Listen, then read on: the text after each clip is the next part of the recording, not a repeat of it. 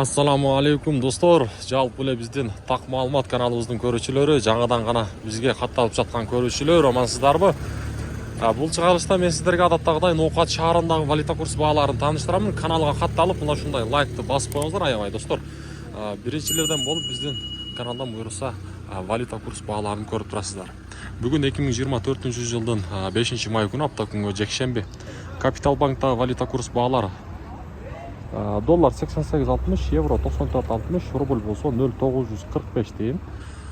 Бүгүн достор апта күнгө жекшемби, дем алыш күнү, жакшы буюрса. Бүгүн Капитал банк менен Доскөрөдө банк иштейт. Обменниктер достор, акча алмаштыруучу жерде адамдар көп го. Доллар 89 экен, рубль болсо 0.945. Бул жакта дагы рубль бирдей достор.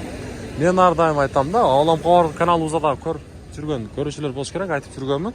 Эмне себептен мына ушундай дем алыш күндөрү рубльдун курсу банк менен валютчиктер бирдей коюп калат. Башка убакта мындай эмес.